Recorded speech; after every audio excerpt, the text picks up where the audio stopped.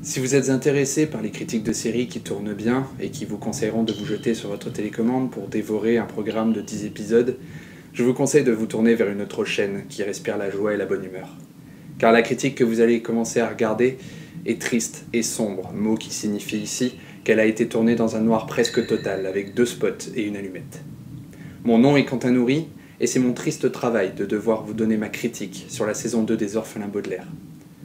Alors je vous conseille de fuir tant que c'est possible.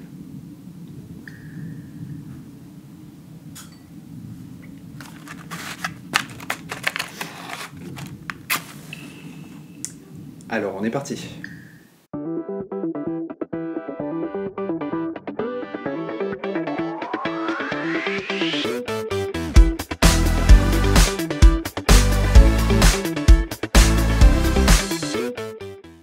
Salut les spectateurs, j'espère que vous allez bien, et si vous êtes là, c'est que vous êtes restés et que vous n'êtes pas tombé dans le panneau de l'introduction, qui est une introduction typique des désastreuses aventures des Orphelins Baudelaire. On le voit dans le livre, on l'a vu dans le film, on le voit dans la série.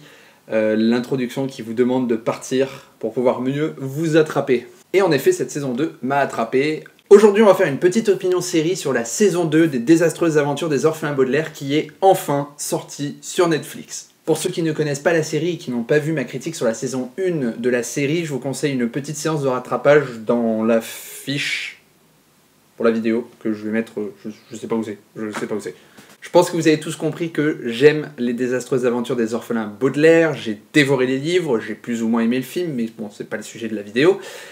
Et la série, la saison 1, je l'avais adorée, franchement, elle respectait exactement, selon moi, l'esprit du film. Et en fait, je suis content d'avoir vu la saison 2 pour 2 raisons. Déjà parce que ça faisait un moment que je l'attendais, forcément, donc il fallait bien que je la voie un jour. Et de 2 parce qu'en fait, elle m'a permis de me rendre compte de certains défauts de la saison 1 que je n'avais pas forcément vus. Et en fait, avec le temps et en regardant, ces défauts sont revenus au fur et à mesure. Forcément, il a fallu un peu plus d'épisodes pour que je les voie. Et donc je vais pouvoir en parler maintenant. Après, ce sont des défauts qui ne gâchent pas la série selon moi, surtout si on n'a pas lu les livres. C'est surtout quand on a lu les livres que pour moi, on peut tiquer un peu dessus. Mais je vais y revenir. En ce qui concerne les points positifs, je vais pas faire très nouveau par rapport à la saison 1. Hein. Le rôle de Neil Patrick Harris, je trouve que Neil Patrick Harris est très bon en Comte Olaf. Même si dans cette saison 2, je trouve qu'il a un peu trop surjoué le côté comédie du Comte Olaf, alors qu'il aurait pu rester sur le côté très austère, très sombre. Puisque là, on commence à approcher du Comte Olaf qui devient de plus en plus dur avec les Orphelins Baudelaire, avec le temps, toute cette chasse qu'il a entrepris contre eux. Et j'aurais aimé voir ce côté un peu plus dans ces épisodes. J'ai beaucoup aimé les 2 premiers épisodes de cette saison. Ils portent ces épisodes sur mon livre préféré de tous les tomes des Orphelins Baudelaire, c'est Piège au collège. Et bravo, parce que ça a été une très belle interprétation. Mention spéciale à l'actrice qui joue Carmelita Spatz. Je sais pas comment elle s'appelle, je vais essayer de mettre le nom là en bas.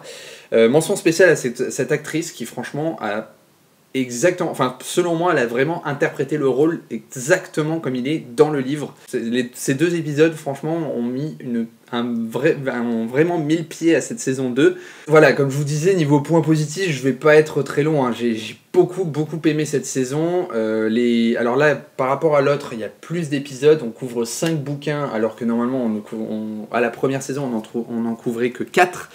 Donc à la prochaine saison, la saison 3, il n'y en aura que 4 aussi.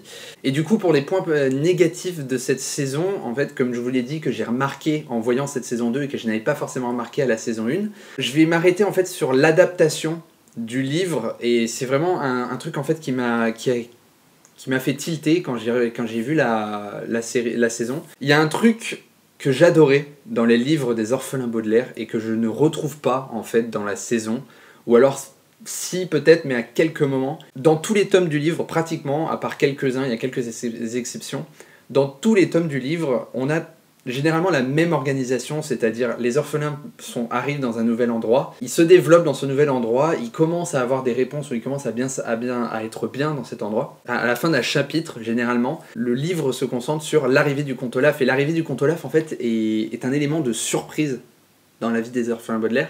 Et on retrouve pas énormément cet élément de surprise dans la saison, et ça c'est dû à une chose, c'est la volonté du scénariste et du réalisateur de vouloir nous montrer en fait un peu l'envers du décor autour des Orphelins Baudelaire. Donc tout ce qui est les secrets autour de VFD, les éléments avec de nouveaux personnages comme Jack Snicket qui est introduit, qui essaie de sauver les Baudras en même temps que les Baudelaire. L'histoire qui est en fait un background dans les livres en fait, qu'on voit en arrière et que les orphelins Baudelaire découvrent au fur et à mesure.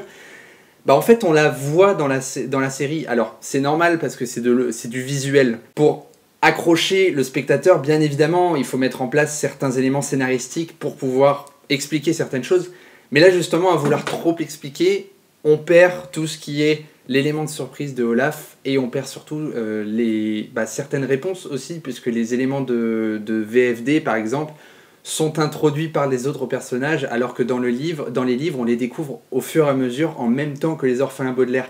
Et ça, c'est quelque chose qui, selon moi, est perdu avec ces séries, avec la série Netflix. C'est pas dérangeant, mais en termes de réadaptation, on n'a pas cet effet de surprise et ces découvertes que l'on pouvait avoir, ces sentiments qu'on pouvait avoir à travers les lignes du bouquin. Voilà, donc c'était une critique très très très très rapide des désastreuses aventures des orphelins Baudelaire, la saison 2.